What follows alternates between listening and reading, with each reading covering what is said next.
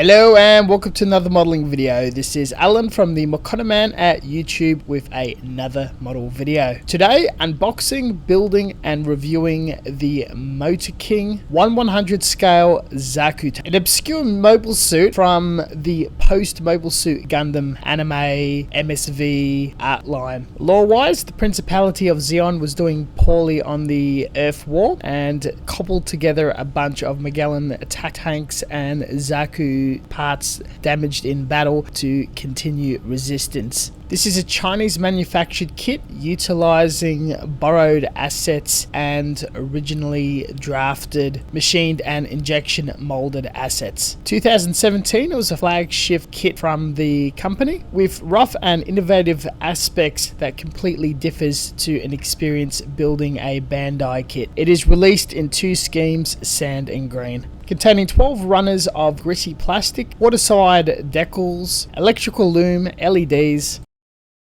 monochromatic instruction book with cheap thin paper in an equally cheap thin plain box. Unsure if still in production or quite a lot of dead stock, this kit is still available for approximately $30-40 USD on eBay and AliExpress. Getting into the fitting later, we'll be treating this as a normal glue together kit, cutting parts off the runner, trimming nubs, then sanding them down, treating flash marks and imperfections, filling any seam lines with putty and sanding it back after a day or so. Snap points are reamed and widened to allow for a very loose fit for color separated parts after painting. The model does not contain any polycaps. I purchased this very close to release around 2017-18 and started it a year after. I have to apologize for the chaotic nature of this video as the build spanned across multiple places where I had my studio and building in different ways of documenting cameras, quality and build style. This has been a shelf queen for many number of years. This is going to be hell editing, and I had very grand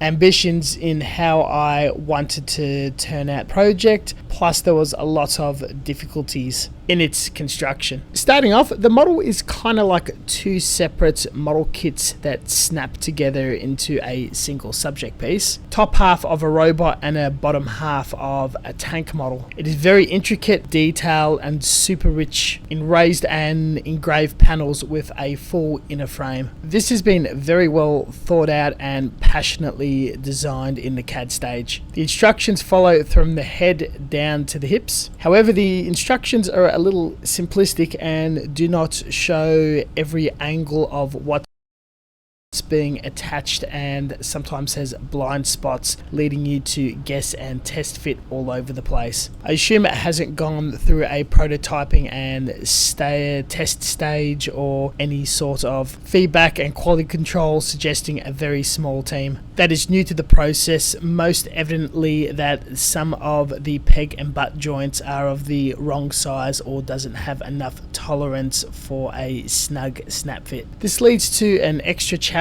not making it appropriate for a beginner and require further polishing, sanding, reaming and dremeling for an ideal fit. This will be very frustrating for snap buildings, but a massive reward for traditional scale modelers, especially the treat of all the detail to be painted. The articulation and posing points can either be totally brittle, too tight to operate, loose, or may break altogether. Otherwise, packs way more detail than the blank canvas that is a Bandai kit. There are a number of additional parts and derivatives within the instructions for two variants of Zaku Tank, the original with the claw hands and strange shoulders, or a upper half of a standard Zaku with a machine gun. Extra shoulders are not included, and I went for the clawed version, discarding the standard hands with articulated fingers and machine gun. The tank part was a completely different experience and came together a lot easier than the Zaku. You can get a Motorking Magellan attack tank model kit. Few articulated hatches, mostly hollow in the center with clear bits to loom through LEDs for the headlights and a inner light. The tracks are articulated and run, though I've glued everything to a fixed pose. Everything test fitted without issue and pulled apart and sorted in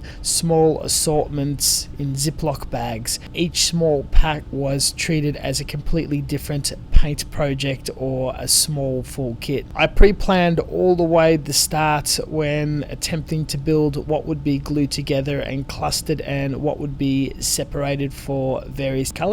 As mentioned within the original lore, I truly wanted a look of something that has been cobbled together from various different machines from different theaters, and loving both desert schemes and green, wanted armor components from both. Painting started first with the inner frame, hand painting all sorts of different detail and hitting it with a sludge wash to capture all of that intricate engraved and raised detail, shading and utilizing as many different metallics, gunmetals, silvers, burnt irons and whatnot for a worn lived in frame. Burnt and decayed iron for the end of exhaust and weapons. It's a shame the majority of this will be covered up. Glad it'll be covered in this video at least. All metals was finished in a gloss sheen. The Zaku armor would be painted in several parts at a time in different shades of green. Half of it would be first coated in silver and hairspray, then chipped off with a knife after 3 tones of gradient shading in a light casting manner. Sludge wash, then matte coated. At a later stage, when it was sub-assembled and the components were glued together with PVA glue, I would look for difference in tone and shade and would do final correcting with pigment and further weathering and even more touch up with hand painting detail. I kept taking breaks and cobbling it together until I had a finished and complete upper torso, treating it as a cluster of several model kits to make something grander like a transporter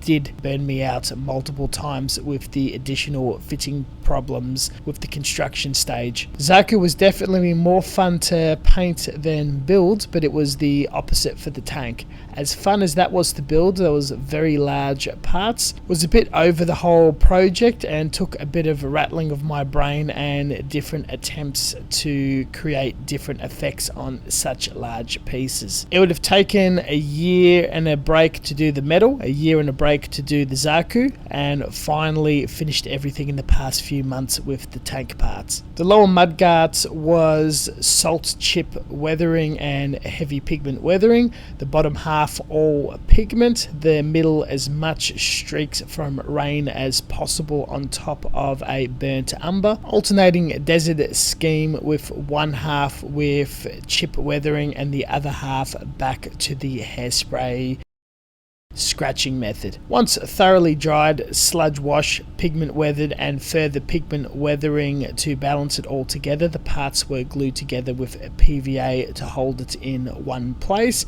and further touching up to match any seams or anything that seemed off. Opted for no decals or LEDs, as that would have been many more layers of work in extending the time to finish. I did glue sticky back gems for all the various lenses, mono eyes and lights. That concludes the entire process and what I did to this kit. It did get tedious and hard at many points, and it would have been so much easier if I painted it in 2 or 3 tones, much like the original line art or any depiction from video games. But it was very important to me to create and showcase what I envisioned a Zaku tank would be from my point of view. Finishing it is the opposite result of the entirety of the process, and I'm completely rejuvenated and inspired to keep going and maybe attempt another very big project or finish another shelf coin off. This model is an absolute treat. I feel to be a lot more experienced and patient now, and probably would redo it again in a completely different manner with similar results. I would highly recommend building and attempting it